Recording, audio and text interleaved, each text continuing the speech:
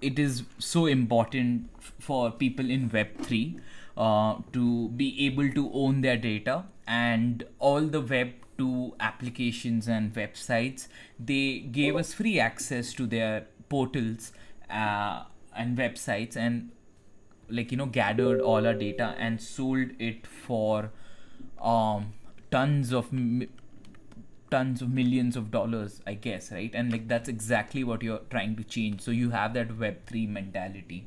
So I'm like really happy to hear that. Yeah, and I think it's a really interesting one, right? And people say why specifically genomic data?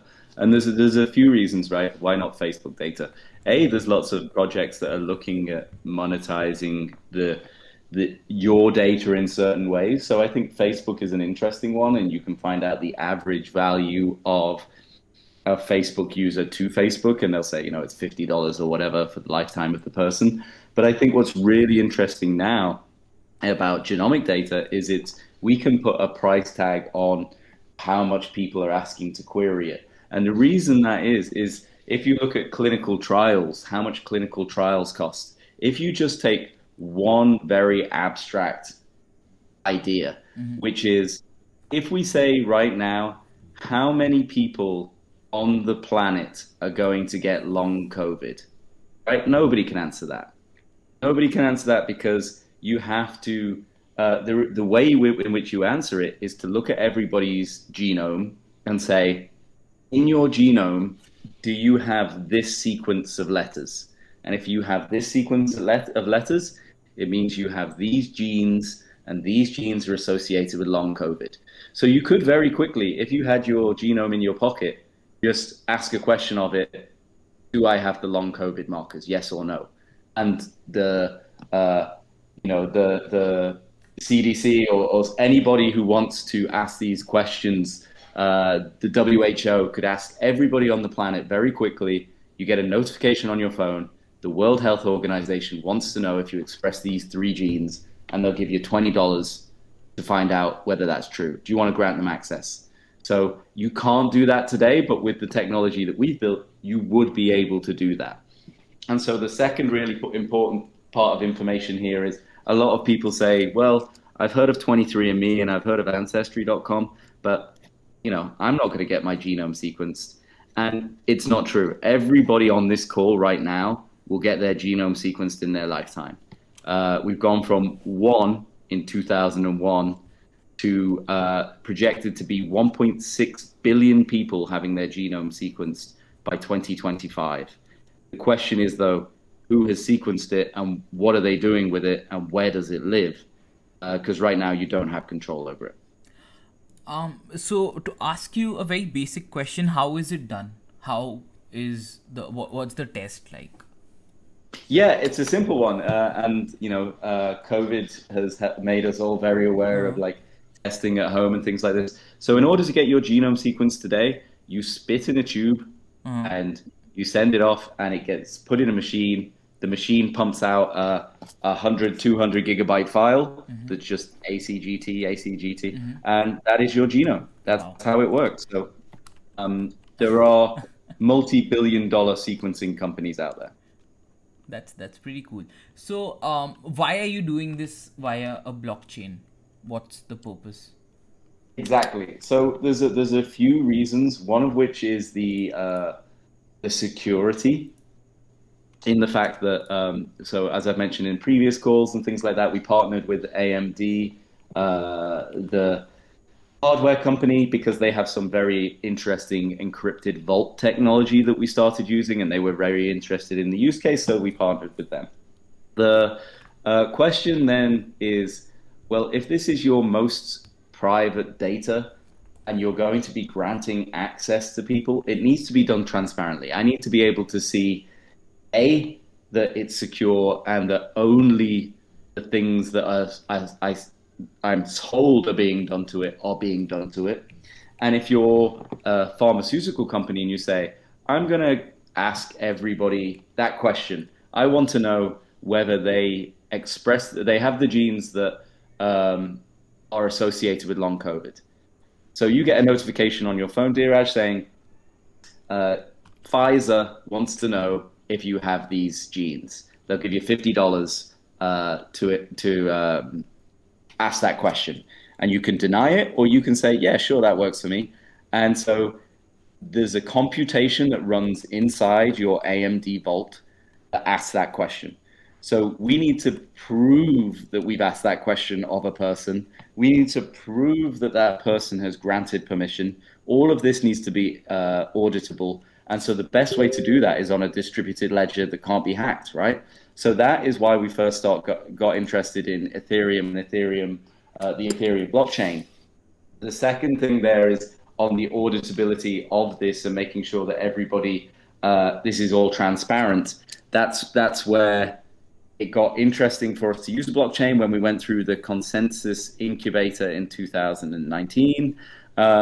We spoke to them at the time about the different ways in which we could make use of other parts of blockchain. And so at the time, it was a big ICO boom, and we were like, should we do that? And the advice from Joe Lubin and the gang was, you guys need to make sure that your tech stack is secure before you move into the benefits of blockchain for monetization and value exchange. So that's what we've done for the last 2 years. You can now go to our website, get your genome sequence, put in a vault, and you get things like that out of the box. You get your ancestry, you get some basic reports, right? It's beneficial to you.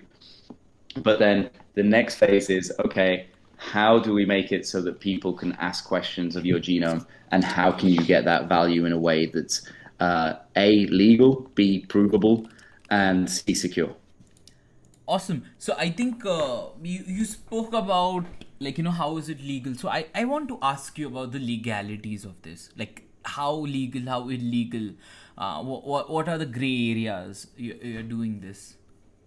Yeah, so there's a few things in this that are obviously really interesting conversations.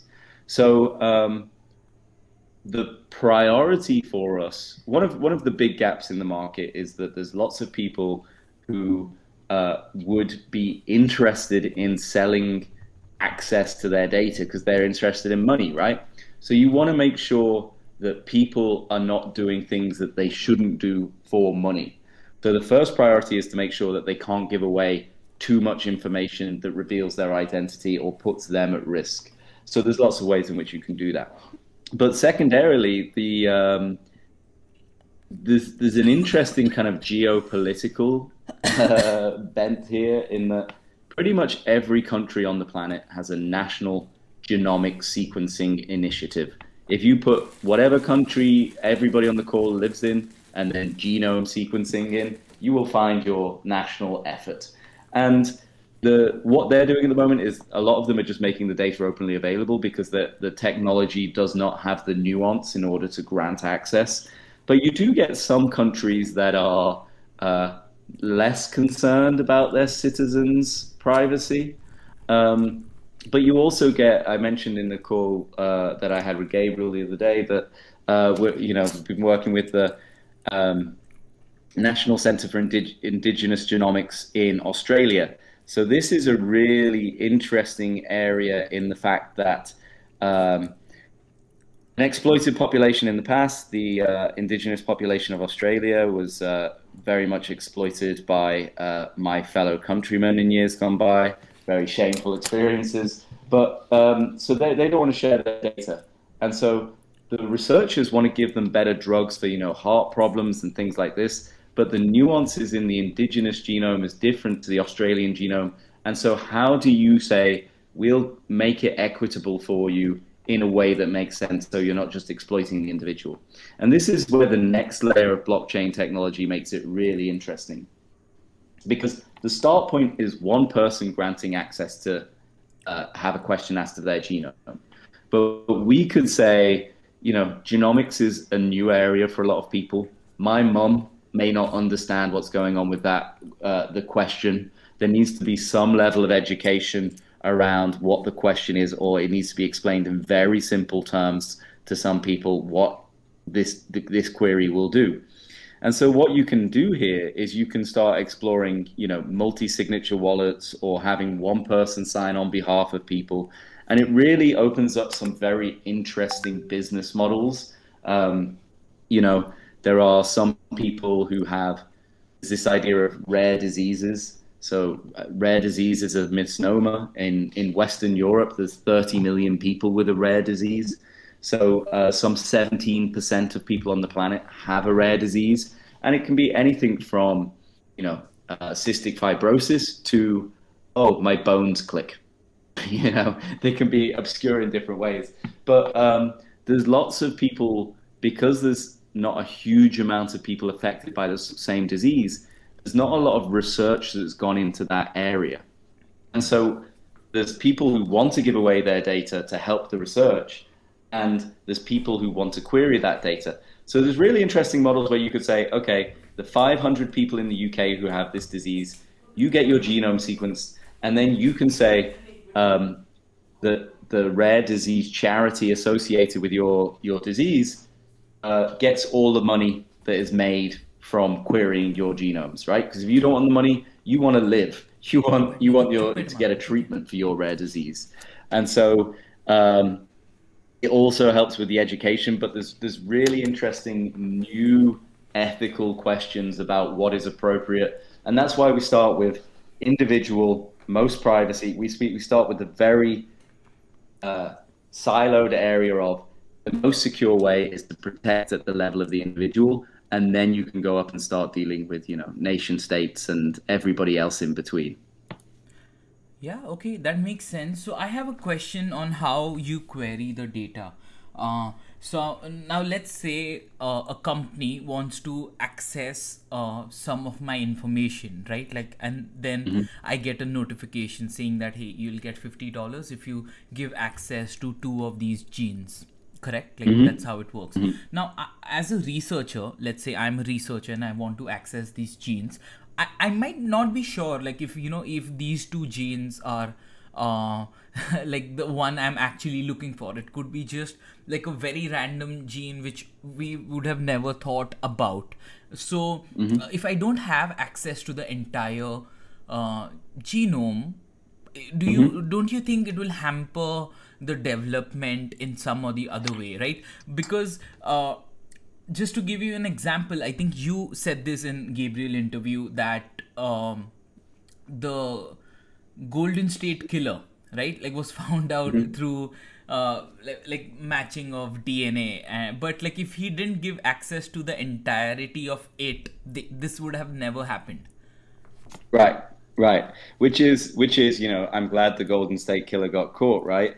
But it's a good example of where something that seems obviously to be a good idea, or if everybody just has a national database of everybody's genomes, then the world is a safer place. But if you start saying, well, in certain countries your sexuality may be illegal, you probably don't want your government to have all of this information about you, right? So it has big connotations quite quickly, and that's why the data needs to be protected. I understand, but again, right, I'm just talking in terms of research. Isn't that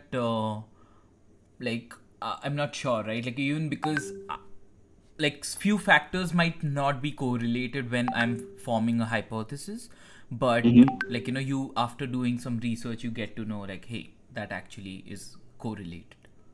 Yeah, I think I know what you're saying. So we have this thing called GWAS studies, genome-wide association studies, which is basically if we look for patterns in genomes, we can see we can find out what the genes are, right? So there's $100 billion worth of research every year looking into understanding the human genome more.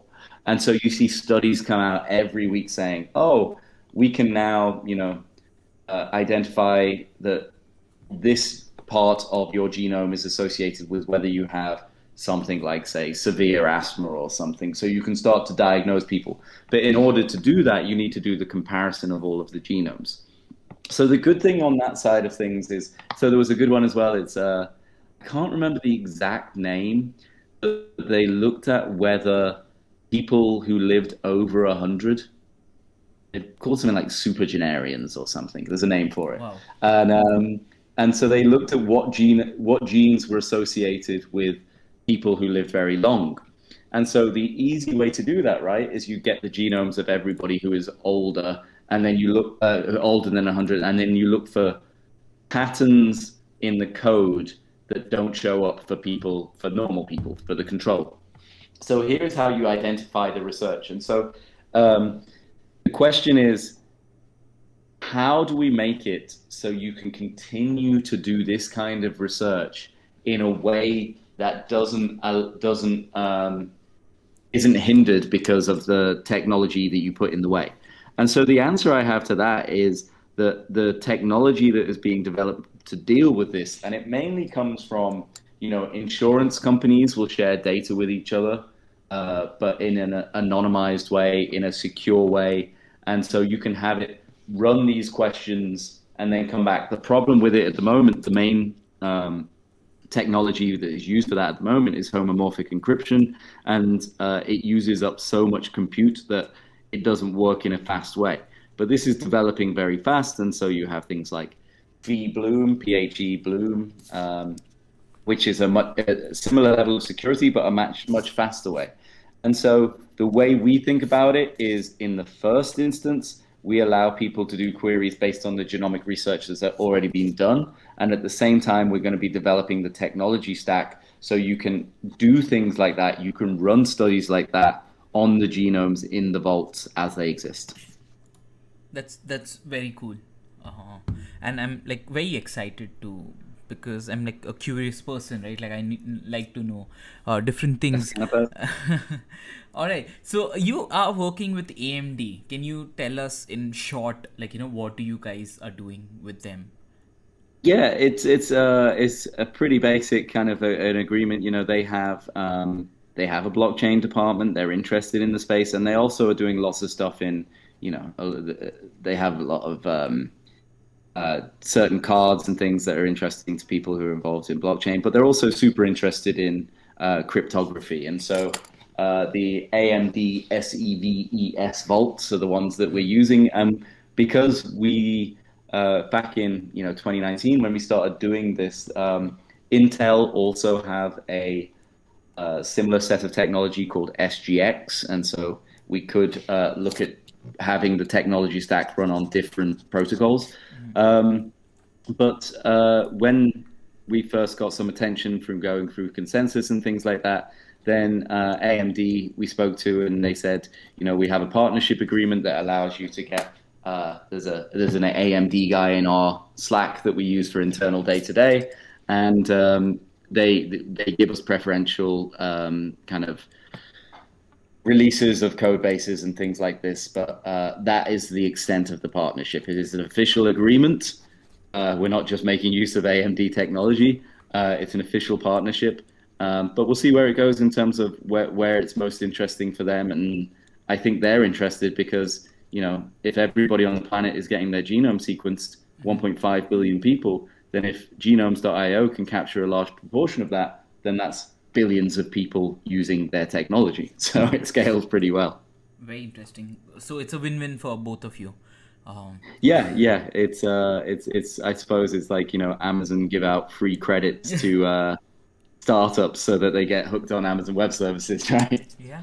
So okay, let's get into some token questions. So you have 2 tokens, which you can surely explain, and you have a launch coming on SushiSwap's Miso. Can you tell us something about this? Yeah, exactly. So as I mentioned before, in 2019, we were looking to do the tokenomics then, and we were advised by consensus to hold out. And it's a great thing that we did because, DeFi protocols were very early back in that day. I remember when we were on the consensus thing, we were hanging out with the guys at Dharma in San Francisco, and they were just getting started. So it was really, really early DeFi days. And it's exploded. The options available now are so cool, and it's really good to kind of ramp up that passive income setup. So we have a token called Gene and a token called Gnome. Gene, Gnome. Yeah.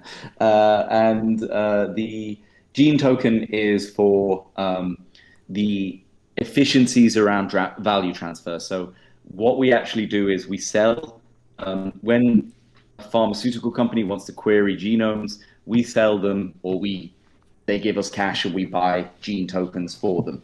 And so those gene tokens are then used to transfer the value through the system for obvious legal reasons and for reasons why we have DAI or other stable coins. The difference here is that there's just slightly deflationary. The reason why gene tokens are deflationary is to encourage uptake of pharmaceutical companies buying large amounts of the gene token early, so that then, as with the deflationary nature of the token, that they get more queries for their money. If they buy a load of gene tokens now, then it goes a lot further in 5 years than it does today. The GNOME is the governance token. So we're going to have staking of gene LP providers. We'll be able to earn the governance token GNOME, and we're transitioning the genome's company organization to a DAO. So that is going to be that is the value of the GNOME token. So we have a sale of the gene token happening in mid-August on the Miso platform, and we have a few folks who have got involved who've come through on a pre-seed for some early backers beforehand, before the official launch. So if you're interested in hearing more about that, you can jump into our Discord. That's great. That's great. So very cool. So tell me something. So your gene token is more focused towards institutions like pharma, and GNOME token is anyone who's interested in governance and, like, helping you grow your project, right? Well, the gene token has immediate value in the sense that it is deflationary and you can earn more gene token, and what you get paid in gene token, you can immediately convert it into fiat. One of the things that we did in our the authenticator app that I've spoken about, so when you get a query to your app saying somebody wants to query your genome, do you want to let them? That's actually a crypto wallet already. It's a Moonlit wallet that is a company we know well. We know the guys who started it. And so it's already set up so your wallet that you authenticate people to query your genome can hold your gene tokens in there. And then you can use the gene tokens to stake, to buy more genomes with. You can get your genome sequenced, accept a few queries, get your father his genome sequenced, for free, and then allow him to make money on it as well. So that's the use case of the gene token. And yet the GNOME token is all about having the governance of the platform and what we want to do and what we want to focus on, because there's so many different areas that we can focus on. It's really just about which are the priorities now in order for us to grow the company at scale. Awesome. So I have another silly question. Maybe not silly. So let's say I have access to my genome, and I give you and you query these questions for me. But what happens if I die? Is my genome lost forever? Yeah. So it is in that sense, in the same way that any if I die, then I don't think my wife will know how to get into my Rainbow wallet, right? So it's the same. We do have the same problems around user experience and the idea of that authenticator app. We've had to onboard older people into a 12, into a seed phrase and things like this, which takes some going. But again, this is why we need the wisdom of the crowds to talk about, okay, should we be focusing on business development in certain countries, or should we be focusing on improving the experience in the way that maybe Argent has done, or things like this, and social recovery and things like this of your genome? The good thing is that the price of genome sequencing has gone from $5 billion for the first genome in 2001 to less than $500 now. So if you do lose your genome in the future, you'll probably be able to get it sequenced again for next to nothing. It might be a point where we offer you sequencing for free because you can make money on it. That's cool. No, I meant that can I pass on my information to let's say my wife, my children, and they can earn passive income from my genome even if I'm not here? Yeah, I mean, it's still valid data, right? It's Yeah. still great data. So it could be that it adds this extra element that every researcher, if you want to do research on every genome there ever is, you're not going to go around digging up bodies. But in, 500 years, you might have the genome of everybody who has ever lived queryable because their great grandson was handed the appreciating asset, which was their great grandfather's genome. So these things are transferable in the same way. And there's probably some really cool stuff we can do with NFTs around that, right? But it's choosing where to focus. That's very cool. So we have, I think I exhausted my list of questions and I probably asked whatever I was very curious about. But like we have an open forum. We have a lot of people from the DAO itself who have a lot of questions, and then there are people in the audience. If they want, please request, and we'll get you up, and you can ask your questions. Scissor, like let's go ahead with you. I have quite a few. I have about 6 or so. If you want to just go through them all, well, we can do it. I guess it won't be too long, so let's just go through them. The first question I want to know about is the reports. Like currently there are 2 reports in the UI, and I was wondering if there's any plans for more like useful reports that are like, I think it would be a great selling point if like in my video I mentioned, something like, food allergies or, mild food allergies or any of these kind of plans. Is there any reports in the pipeline for like, make it more appealing for me to actually get my genome sequenced because I will learn something about myself that's actually useful for my day-to-day life? Yes. And the great thing about this is that a lot of these queries already exist. All we need to do is like join up the pipes, right? Because our tech stack is slightly interesting in that you have to run it into one of these AMD vaults. There's some joining of the pipes, but on GitHub you'll be able to find here is the query that you need to run to find out, what am I allergic to or anything like that. So one of the scale up areas that we have is to have more bioinformaticians. We've got one bioinformatician in-house to just add as many reports as possible, right? And so then there's interesting models there with, okay, pay a gene and you get to run this report, which so you get more data as we add it. But there's also the idea of the concept of the App Store, right? I know a guy who his academic research looks at your genome and can tell you your height as an adult within 2 centimeters with a 99.9999% confidence interval, which is crazy, right? Because you could get the genome of a baby and find out with a 99.9999, regardless of smoking or diet or anything else, what their height is going to be. So that might be a cool test, right? But he might not want to just give that away. So the idea is that he can say, okay, I'm going to add this to the Genomes platform and I'm going to charge $3 for this test. And he takes, he gets to monetize his code that way as well. So there's really interesting models. We do plan to add basically as many as we can, as fast as we can as part of our scaling up efforts. That's fantastic. Yeah, that would be great. I think it would also help to promote utilization as well and just interest as well. Like there's a lot of people out there that would like to have access to this kind of data, even non-crypto people, right? That are, health hackers or whatever, like biohackers, people who like to hack their own health, right? Another thing, another question is about how can you guys stop the third-party sharing? Like, let's say I grant access to Pfizer for this specific aspect of my DNA or my genome. How do we make sure that Pfizer doesn't send that bit of data to someone else?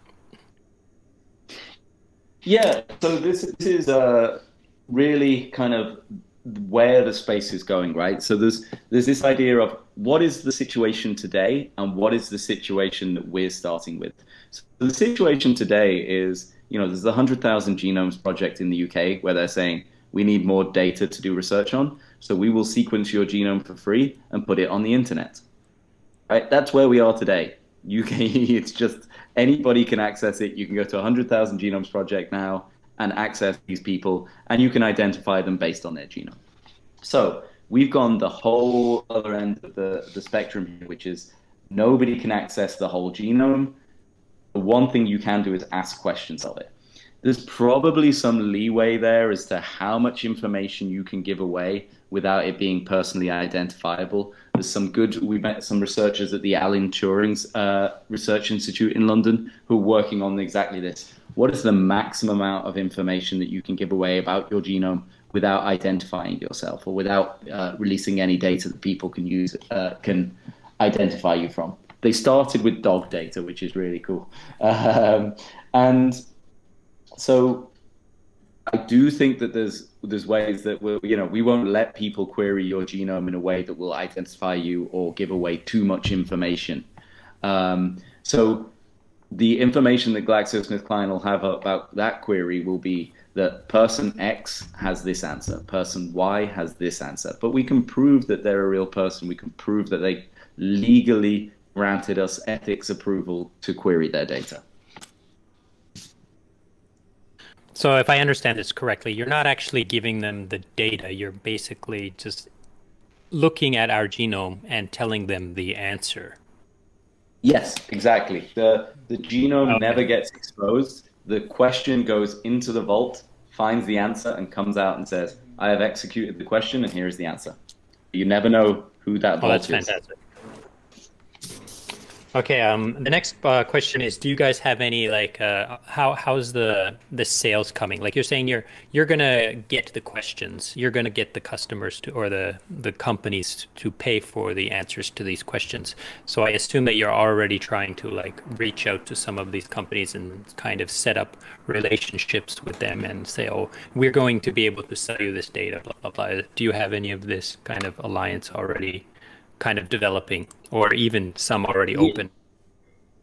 Yeah, so we have if you think about the ecosystem and the people you need to tick the box off, right? You need people's genomes in the vaults, right? So that's one group you need to convince.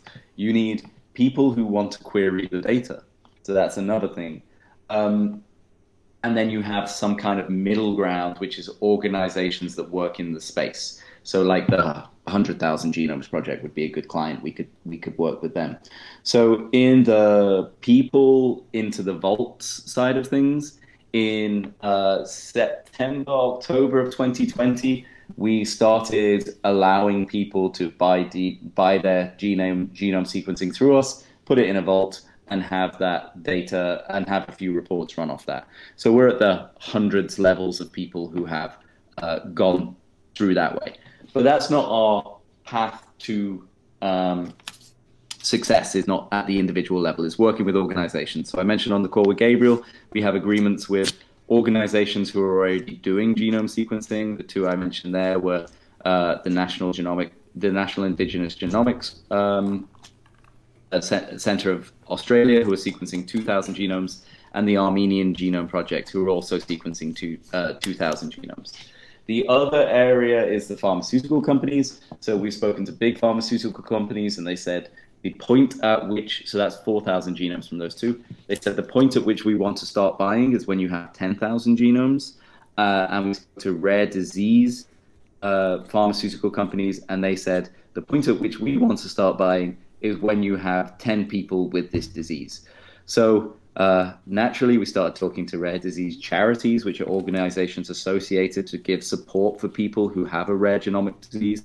And we've just finished building our organizational interface for the platform. So the focus right now is the tokenomics and getting the smart contracts done for that.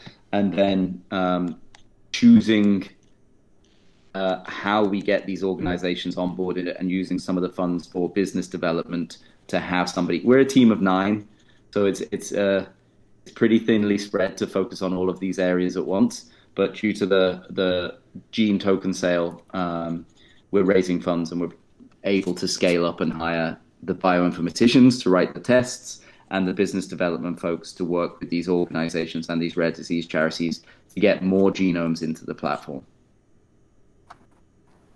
Okay, inside the user interface, there are some questions, like, what is your height, or how often do you exercise and stuff like that.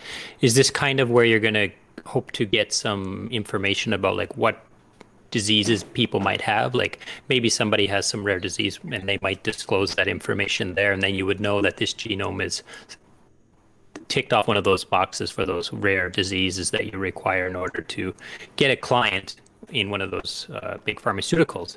And then also that data that is collected that way, like, how often do I exercise? Is that stored also inside the vault, or is that stored just on the servers? Yeah, that's a great question, because that data is anonymized but stored on servers. And so that is why we only ask a certain amount of data that cannot be interpretable or identifiable. The way in which that we are going to have that happen is instead of saying, do you have a rare disease? Because the value of the data is in the phenotype, how you express your genome. I've got blonde hair. That's phenotype of my genotype. And so it would be, company X wants to know if you express these genes that mean you have this disease. Do you want to accept it? Yes or no? Yes. Okay, you qualify. They also want to ask this question as well. So that will all happen within the vault, and that will not be exposed. So all of that data does not need to be public. But, things like we want to talk to, and there's also going to be some qualification there as well, because you can't trust people. Trust but verify. The idea that if I wanted to, I've got a new heart drug and I want to see if it will be efficient on men aged 18 to 40 in sub-Saharan Africa, I will want to identify the people who are in that cohort. So instead of just asking everybody, hey, can we check your genome to see if you're male aged 18 to 40 in sub-Saharan Africa, there is a way of filtering based on some of these lightweight surveys that you can then say, okay, this is true, and we verify that they have ancestry that's associated with sub-Saharan Africa. Now we can ask the question. Yeah, that makes sense. This kind of leads me to another question that just came to me listening to you, and that is, if you get a disease, now it can affect your DNA and make you have changes in your DNA, correct? So yes. So if I get a disease and I don't know what the disease, let's just say something strange, like, I don't know, like a wart on my foot or something, right? And then you ask for me to spit into a cup, and I send you my spit. Like, what's the likelihood, like, of this DNA actually having a complete picture of who I am at that time? Do you know what you get my point? Like, yeah. I feel like it should be, your DNA should be very isolated to different parts of your body now. I'm not sure, but theoretically it should be the same all over, but this is where you start, like, a lot of the breakdown with cancer. So if you have the sun affects the genome of cells in your skin and causes it to mess up a certain pathway, which means that it just replicates and replicates and replicates. That's basically cancer. But when you're getting your genome sequence, what is happening is, for the most part, the way in which it's done is you spit in a tube, right? What's actually happening there is your cheek cells are going into that tube. So you get enough DNA from the cheek cells. You can then amplify up that DNA, make lots and lots and lots of copies of it, and that's what you can use to query the genome and to make a genomic sequence. But yeah, you will have some variability, but your genome is made up of 3 billion base pairs. So if you go over it again and again and again, there will be some consistency. So this is what 30x whole genome sequencing is the idea that they run the sequencing over and over and over again, so you get the most normalized genome sequence which is associated with you, which does make, it opens a lot of doors for a lot of understanding how genomes do change or could change over time.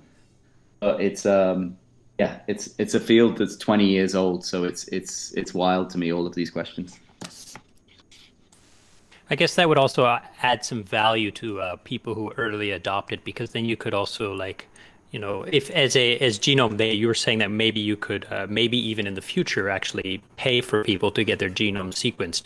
It would probably be beneficial for you to get people who you've already had sequenced before in the past, and then you could see some of these changes in the DNA as time progresses as well, right? Just for an added benefit. Exactly. This is the thing is it's going to be an integral part of your healthcare in the future. Every single medical decision that's made about you, from what vitamins you should take to, you know, what amount of drugs you get to a treatment for, you know, a disease, will be based on querying your genome. So seeing how that is affected over time and understanding what that looks like in the long run is a super interesting area of genomics that has not been done, because the big gap in the genomics field right now is you sign over consent to your whole genome. So the question then is, how do I get access? How do I re-engage with that person? We call this repeat consent. There are no repeat consent protocols. We spoke to the Irish Genome Consortium. They're sequencing the genome of every Irish citizen, but then because they've signed over access, if they want to go back or the law changes and they need to ask them a question or to consent again, they can't do it, because, you know, what contact details do they have there? Whereas if it's just, oh, notification goes out on your phone, you can grant consent in an auditable, provable way, then that on its own is a cool business. Yeah, totally. I have two more questions. This one's a little bit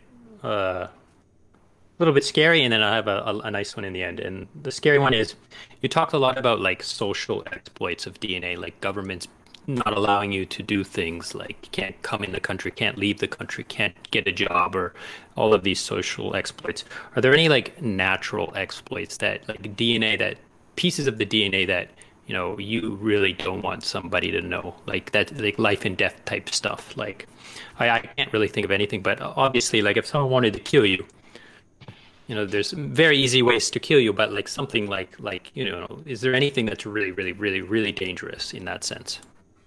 Yeah, I mean, it's there will never be a shortage of ways in which people want to exploit you, right? There's, you know, just using some high-profile candidates, we know that, you know, like Donald Trump will release his medical records, but if you found out that he was, or Joe Biden has the genes associated with Alzheimer's or dementia or things like this, do you think that would be national news and that would be used against him in his campaign run, right? So there's lots of things like that that you might not want to know about yourself as well. So there's really interesting ones. Alzheimer's is a really interesting one, because there's a gene that's expressed called ALS4, which is everybody who gets Alzheimer's expresses that gene. Not everybody who expresses that gene gets Alzheimer's. So do you want to know if you express it or not? What's the benefit of knowing that? Right? There's some really weird examples in there. So it's good to know that you don't have express that gene, because you know that you're definitely not susceptible to Alzheimer's. But not everybody who expresses the gene gets Alzheimer's. So if you are positive, then you're in this weird kind of, oh, I might kind of space. It's a really interesting space. Yeah, I get it. It's like the reverse of the pregnancy test, right? If it's positive, you got a baby. If it's negative, you might have a baby, right? Yeah, yeah, exactly right. Okay, so the last one I have is like, what is the most exciting thing in your mind that you could do with a genome? Like which little expression to you just like turns on your lights, you know, this makes you feel like, oh, this is so cool. This is the coolest thing I've ever heard. I mean, I think the thing for me is that it is going to impact every single aspect of your healthcare. And the reason why it's not at the moment is because it's very hard to ask these questions of people. It's very hard to do that. But I mean, for me, I use this example a bit. The simplest one is I want to get the right dosage of medication. I don't want to get too much or too little. I want the personal right dosage of medication for me. And so that can be anything from, you're drinking too much caffeine and this is going to kill you. You don't need this much. You can get the same buzz off, 10% of what you're drinking, and things like this. But I think this idea that diagnostic impact of genomic testing is so powerful but so inefficient right now, that if you can just improve that inefficiency just a little bit, and the consequences, the ramifications are just so far-reaching that everybody's life can be improved. And if we can do it in a way that's more equitable, then that's kind of like the ethos behind blockchain, right? Is every citizen or every human is valued equal on the blockchain. And yeah, just on that, I will end with like a little anecdote that I find really interesting in terms of how the space is still very early. And Mr. John McAfee, who is a crypto legend, now deceased, I saw something, a movie about him where he was accused of a murder, and they found a fingernail at the murder scene, and they can't identify who that, they didn't know how to identify who that is, and it's because it was on one of these smaller islands. And if somebody just reached out to that family and said, genomic sequencing costs less than $500 now, you can sequence the genome of that fingernail. The fact that they didn't know about that they didn't know that the technology existed today to help solve cases, to help find interesting things out about ourselves, just shows that we are at the very early part of it. But, I'm sure much more intelligent people than me will come up with much more interesting ways in which we can make use of this going forward. It's not going away. Everybody on the planet is going to get their genome sequenced. Oh, I skipped over one more question. Are we going to be able to use the gene token to pay for tests? So if I want to get sequenced, will I be able to use the gene token to pay for this?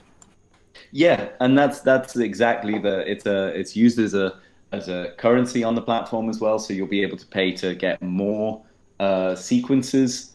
You'll be able to get paid for sequences for your families and things. So you could earn money and use it to buy goods, which is really cool within the platform. And then, as I say, you can imagine that if somebody does want to charge for a test, they've got a really cool test, they can say, okay, you can use my test on your genome. It's all being audited. The contracts are here, but the code is here, but I charge 3 gene tokens in order to do it. So you can use your free earnings in order to learn more about yourself and get stuff for free. And at the same time, this person can monetize their code, which I think is a really cool ecosystem idea.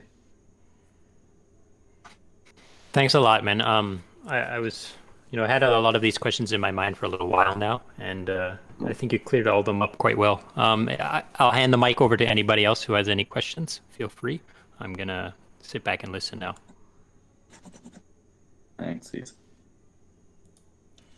Fugu, Raccoon, B, any of you guys, DeFi trader, anyone in the audience, do you guys have any questions? Please raise your hands.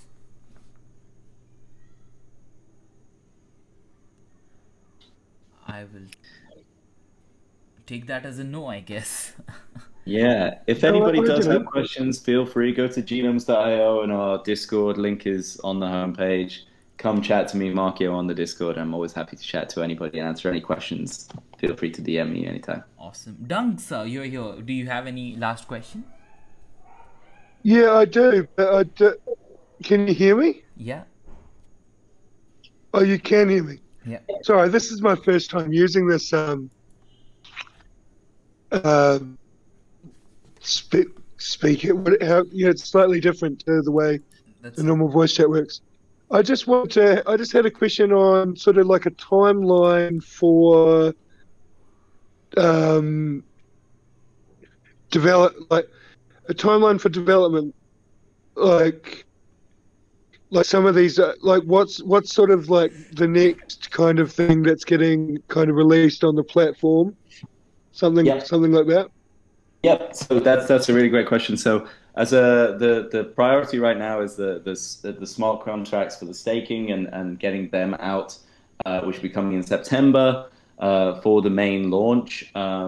So that is the short-term pipeline of stuff coming out. As I said, we've just finished our front-end team have just finished with the genomes.io for organizations. So organizations can onboard multiple genomes and multiple people in a scalable way. So that's ready now. So once we've got through with the token sale, most of that it'll be ready to scale up in terms of business development. We'll bring on business development people, but it's the other side to it, which is just adding as many tests as possible will see us out to the end of the year so people can find more and more about themselves. As I mentioned before, it's moving to a DAO, so we'll follow the wisdom of the crowd, and if people want to have, profile picture NFTs based on your genome, because your genome, you talk about different traits on different NFT characters at the moment, you can have all them from your genome. So, we could do some really good, cool obfuscation projects there as well, but it depends. I think we're going to stick to the core focus for the moment. Yeah, I wanted to also ask something about, so with these tests, you're talking about these fights between the vault and, say, like a community of developers that could create these different tests, right? So those tests could be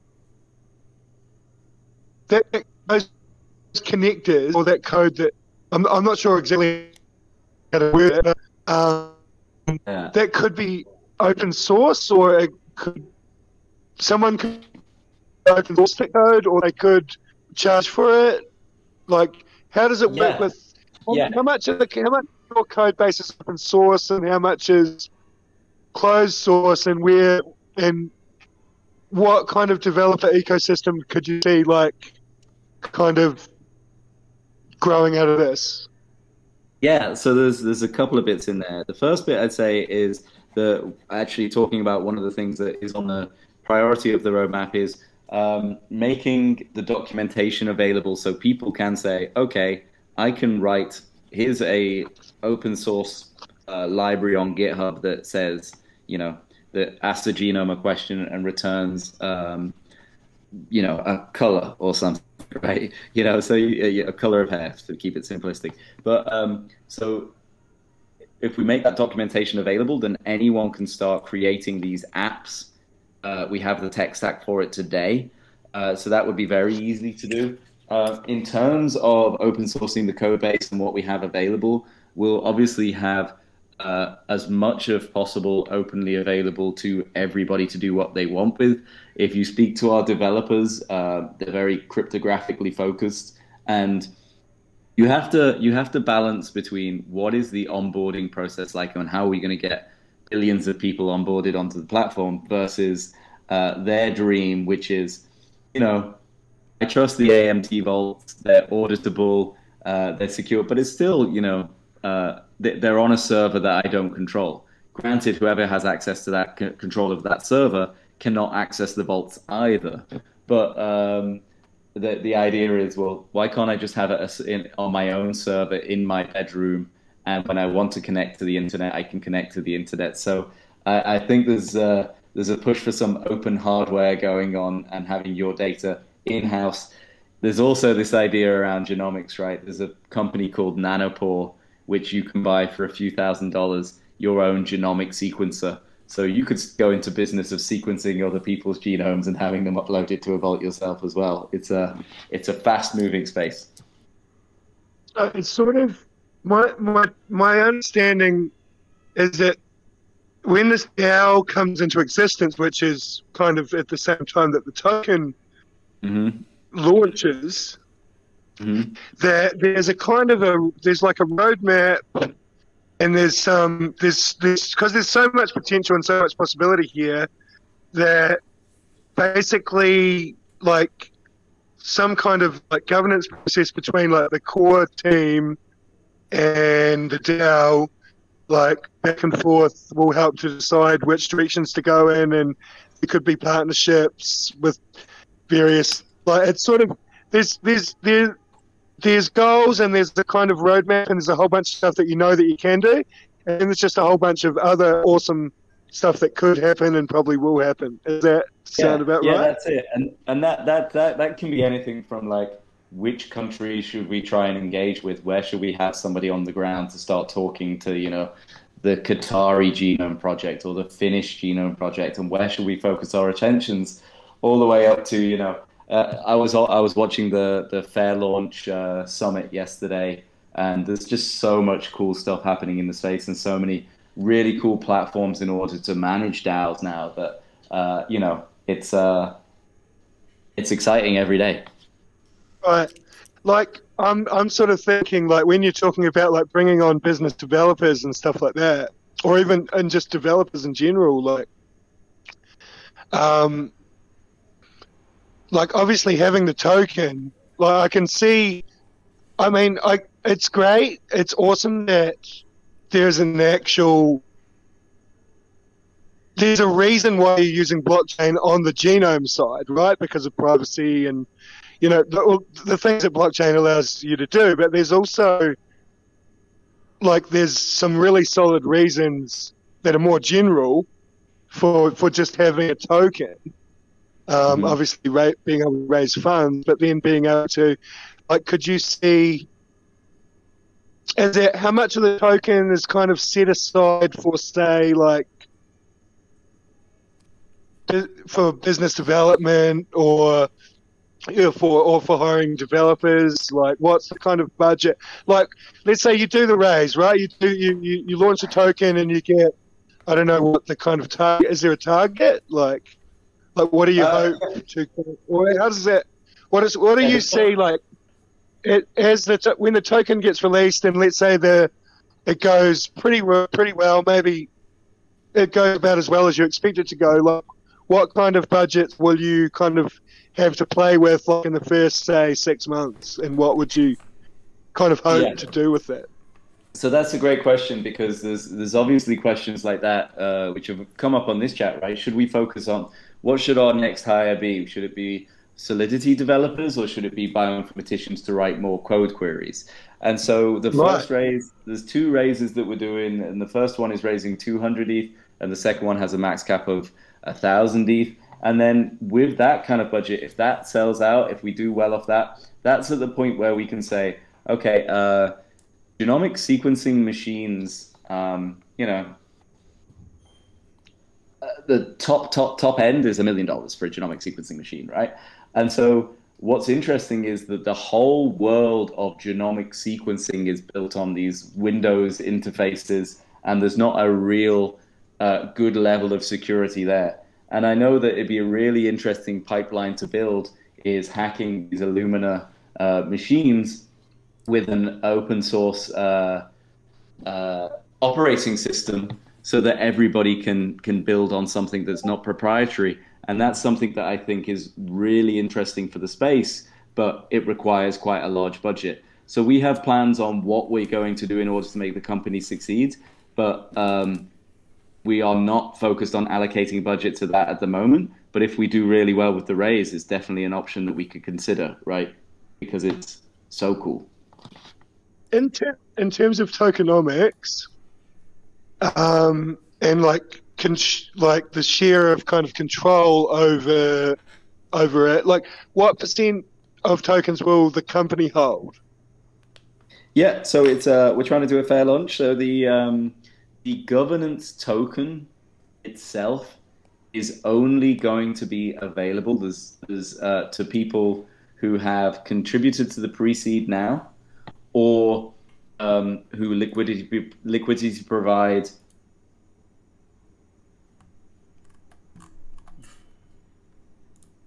their trust in us and invested early, that you can do now before the meso sale, and you get the bonus of being an early investor and getting some of those known tokens. So those people who have been with us for a while now will be the people who get a say from the very beginning. And then there's some really interesting models, but obviously we'll be doing a lot of the liquidity providing ourselves in order to protect the tokenomics, keep the price stable, and what have you. And therefore, we'll be earning as the organization, as the founding team, we'll be earning Gnome from the beginning too, which means that we'll be able to. We won't get muscled out by whales straight away. Right. Because obviously, yeah, it's a like you take on one side, you take something like a Uniswap or whatever, where there is a DAO and there is a token and stuff, but really there's like billions of dollars in that treasury or whatever, and it's not like that with the current kind of balance of power. It's it's going to be hard for changes that you know what I mean, like so that and that's it.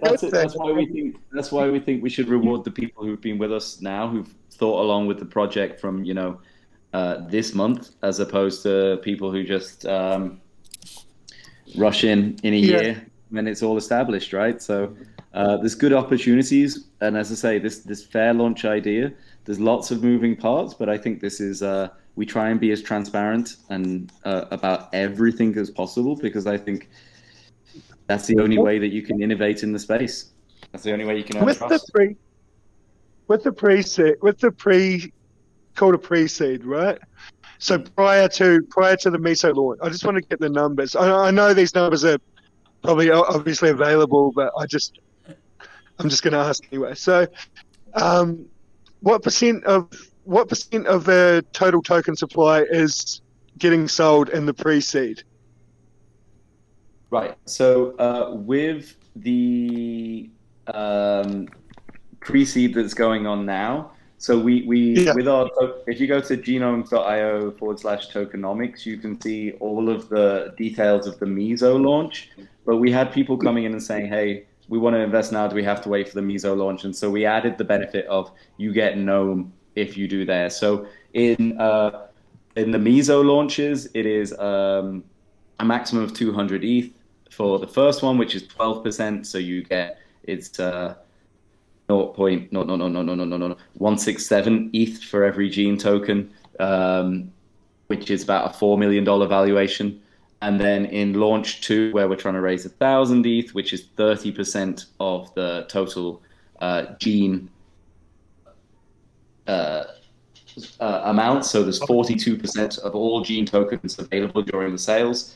Then you pay a little bit more than the first one, which is 0.33 ETH per token. And is every part of that? You said that at a certain point you don't get the governance token. Is all of that gets the governance token, or no? Only the people who invest before the Miso launch get the governance token, and that is just an airdrop of imagining you were staking today. So you can only if you come to us on the Discord, you can invest up to 2 ETH into the project now, and for that you'll get the Miso launch rate of Gene, and we'll give you a little extra Gnome for your added trust at a point where it's not live on the platform yet. So for the early adopters, you get a little bit extra, and so that's why we're giving them Gnome token as if they started staking today in an LP pool. Okay, cool. So do we know what the total supply of Gnome will be? Yeah, so at the moment there is no there is no limit on the Gnome supply. So it will only be what is circulating at the time is going to have control over the DAO. We're playing a lot with different curves to understand which is the best way to release these tokens over time, so it approaches zero, so it's not inflationary at that rate at the end. Very similar to the Ethereum setup as it is right now. But the Gene token, there is 1 billion Gene tokens at launch, and it is deflationary based on when people use it to buy queries or buy sequences then those tokens are burned. Oh, okay, I see. So, Dunks, yeah. Do you have any more questions? Oh, not popping into my head straight away. Thanks for answering those ones. Appreciate it, Dunks. And awesome. I guess Dheeraj is trying to run off for his dinner now. Yeah. I think he's... yeah. Yeah. No, because I'm recording, right? Like if Dunks and like Mark, if you want to talk, then I can ask him to keep recording, so we have the entire clip. Like that was my only concern. I think we're good. I think we're good. We've got some. I think we're good. Awesome. I appreciate the questions of everybody, and I appreciate everybody's time, but I think I've taken up too much of it already, so I'll let you guys get on.